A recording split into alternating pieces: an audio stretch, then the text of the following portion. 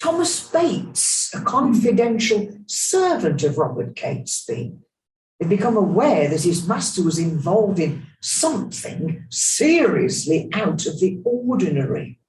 And Bates could so easily let this slip by a thoughtless word, so he had to be brought on board.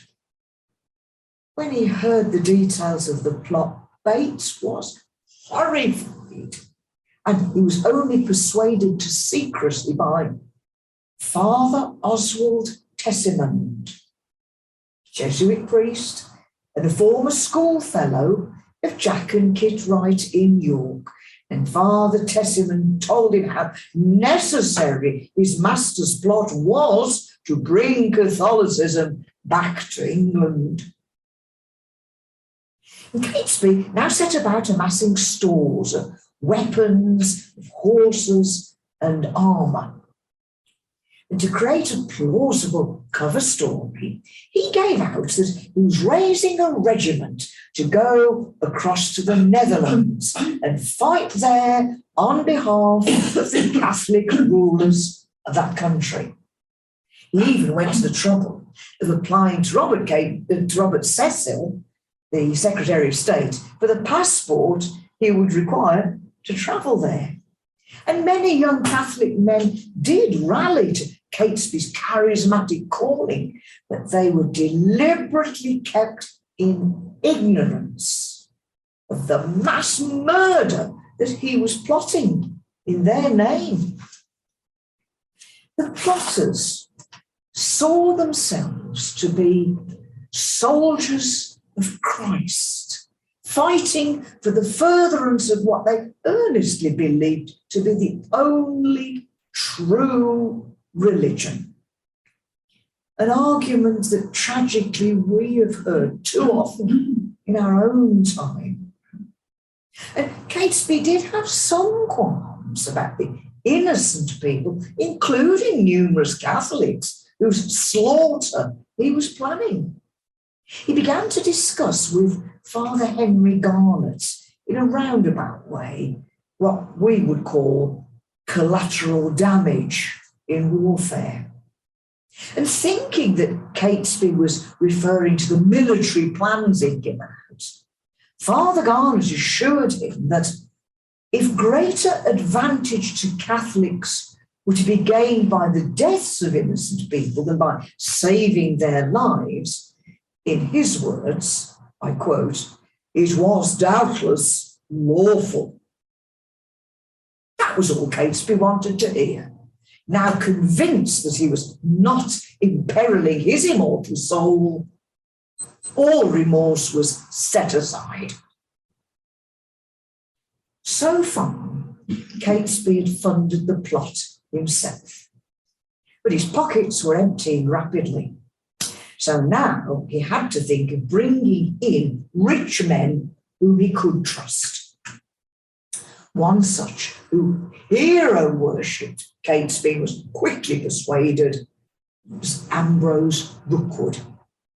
Rookwood had a large stable of top quality horses and other the resources that Catesby was gathering. And Rookwood moved his young wife and a stable of his horses to Topton House near Stratford-upon-Avon.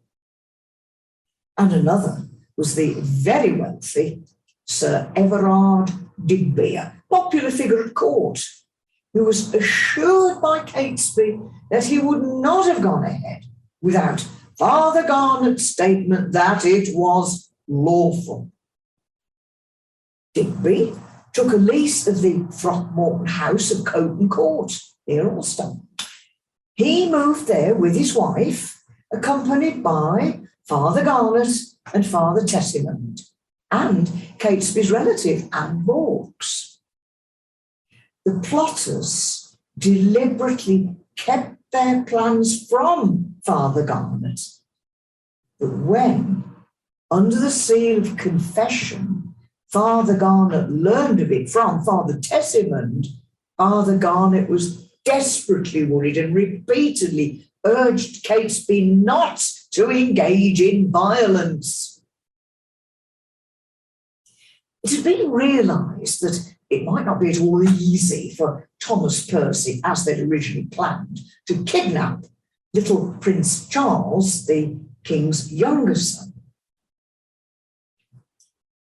So Sir Everard Digby was now deputed to organise a large gathering of the young Catholic men whom Catesby had recruited for his spurious Netherlands regiment, and they were going to meet ostensibly as a hunting party at Dunchurch in Warwickshire. And as soon as news of events in London reached them, Digby was to head to nearby Combe Abbey. This was the home of Lord Harrington, and in his care was the king's elder daughter, 9-year-old Princess Elizabeth. She was to be seized and brought to London, where she would be declared queen and then later married to a suitable Catholic husband. Yet more money was needed, so Catesby began to work on his very wealthy cousin, Francis Tresham.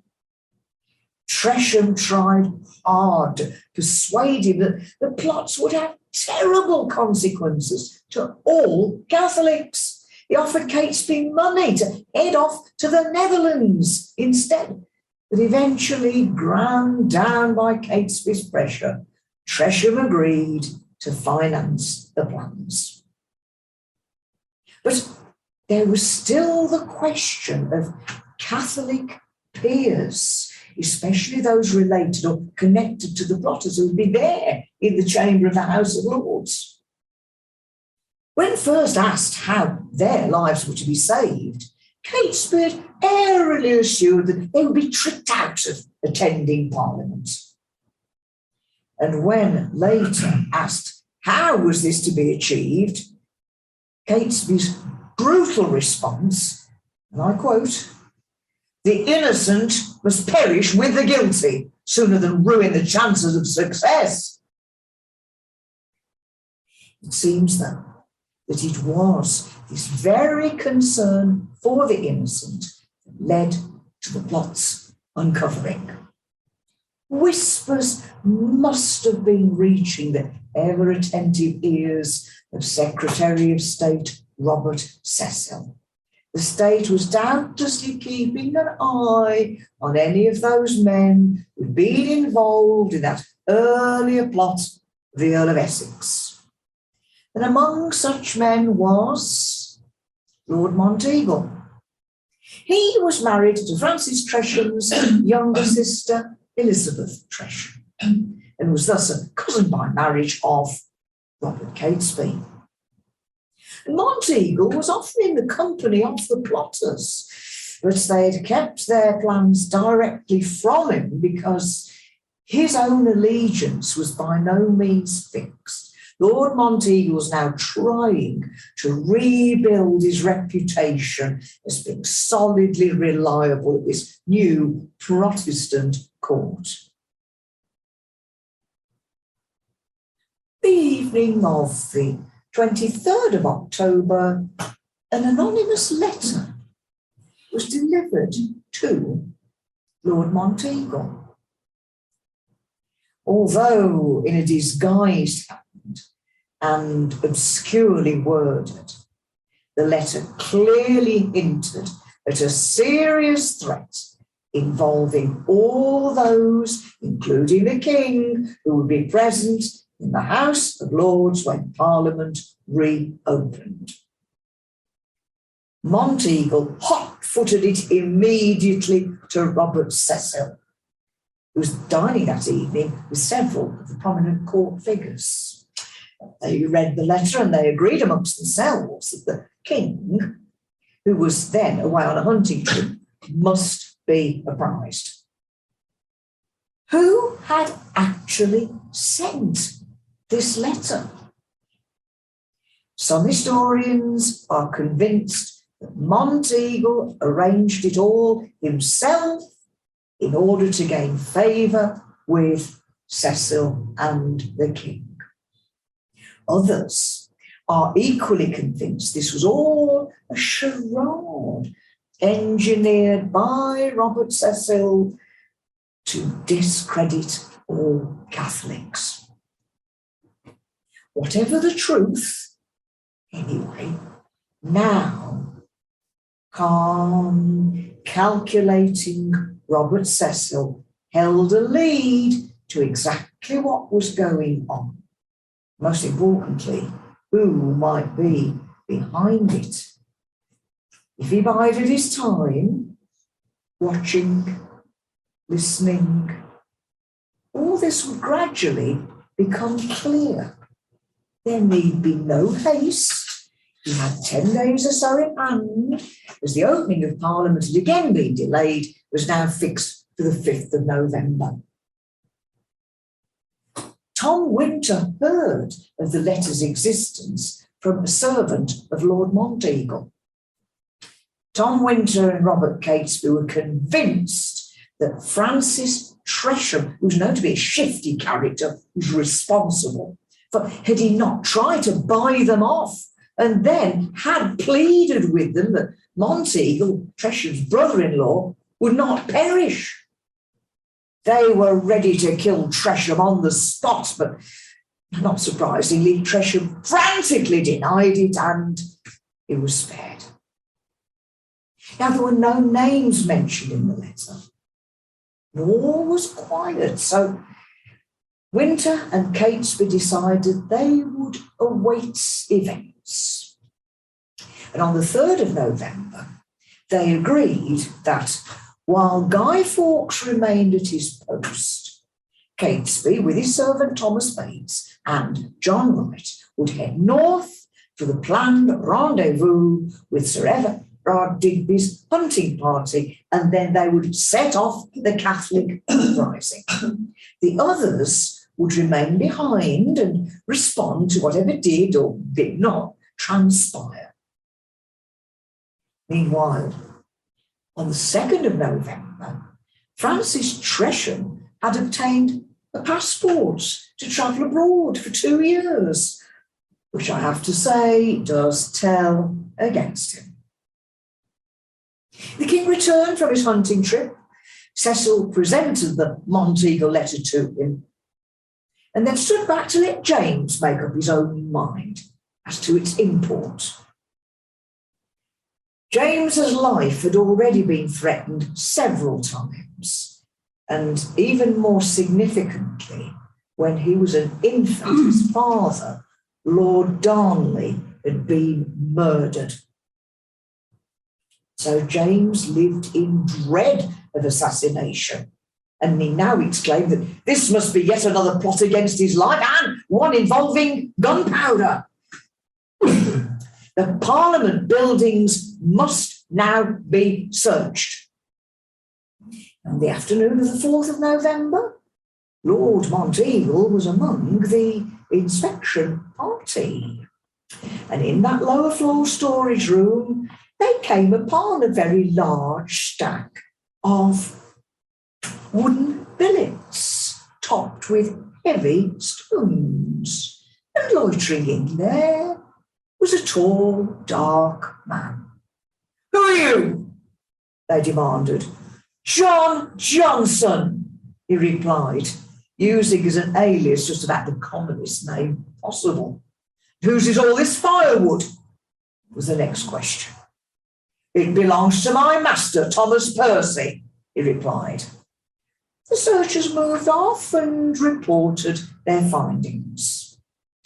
But with the deadline of the 5th of November now almost upon them, a further search was ordered, this time by an armed group led by a magistrate, Sir Thomas Knivett.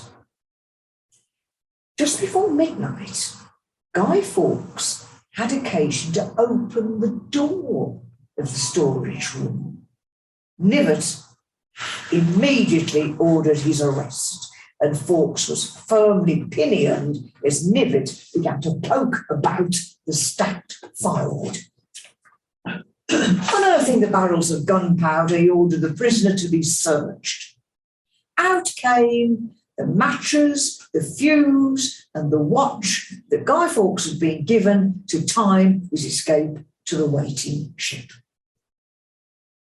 The news about Guy Fawkes' arrest reached Kit Wright, who ran to alert Tom Winter. And Kit was dispatched to Thomas Percy to tell him to get out of town. Tom Winter coolly went out to see could he learn anything more, and then he overheard someone say, "There is a treason discovered to blow up the king and all the lords." The game was up. The plotters' only hope was that Guy Fawkes could hold out for a time before revealing their names. Ambrose Rookwood mounted one of the fleet horses that he'd arranged to be stabled along the route so that the plotters could change quickly as they rode north. He caught up with Thomas Percy and Kit Wright, and the three of them then pushed on desperately until they found Catesby. Tom Winter, realising he could not catch up with the others, rode instead to his brother Robert's house in Worcestershire. But Robert Winter wasn't there. He'd gone to Ashby St Ledgers to dine with Catesby's mother, Lady Catesby. And Catesby arrived there. It seems he could not face his mother and tell her to her face of the failure of all his endeavours. Instead, he sent a message in to Robert Winter, telling him to bring his horse and meet him outside. The two of them headed for the Red Lion Inn at Dunchurch, where some 100 or so Catholic gentlemen, all eager to go and fight crossing the Netherlands, they were there assembled with Sir Everard Digby. Desperately trying to salvage his plans, Catesby announced to them that both the king and Robert Cecil were dead and they should now take arms in rebellion. This was the first that most of them had heard of any plot, and many of them, horrified, alarmed, realising that Catesby was actually on the run, they began to disappear. What now for those that remained? Could they head for Wales, where they might hide out amongst the Catholics there? In the fading daylight, they raided the stable of fine war horses at Warwick Castle, leaving their own exhausted animals in their place. At John Grant's manor at Norbrook, they picked up another load of armaments and weapons, lying in readiness for the Catholic rising that was never going to happen. At Coton Court, Sir Everard Digby's wife, Lady Mary, was waiting in company with Father Garnet and Father Tessimond. At Norbrook, Sir Everard Digby wrote a note and sent Thomas Bates off with it to tell them of the utter failure of all their hopes and plans. The priests fled into hiding, and weary and dispirited, their numbers reduced to some 40, the plotters made their way to Huddington, where Tom Winter awaited, and Gertrude, Robert Winter's wife, organised food for them and they could rest a while. Back in London, finding that it was Thomas Percy who had leased the premises where Guy Fawkes had been captured, a warrant for Percy's arrest was immediately issued. Guy Fawkes was brought before the king for interrogation.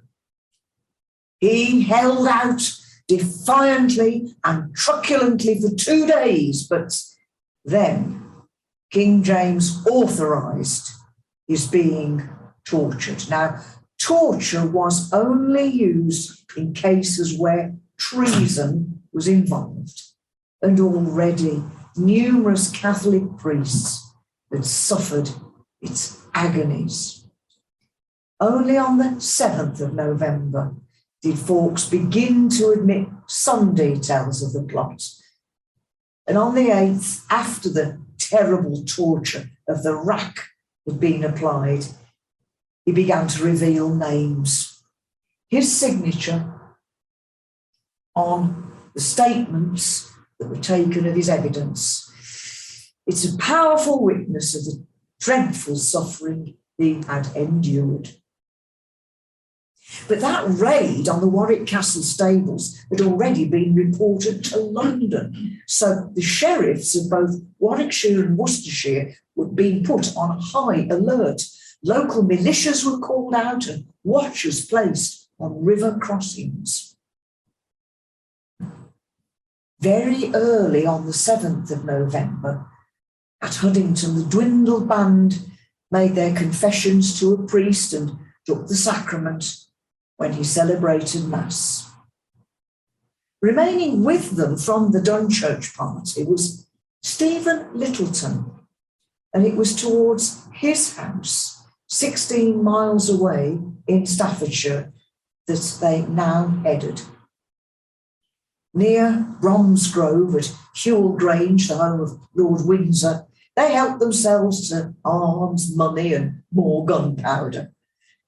It was raining heavily as they plodded on through Licky End, Catshill, Clents and Stourbridge, until they reached Littleton's house at Holbeach, which stood back from the Wolverhampton road between Kingswinford and Himley.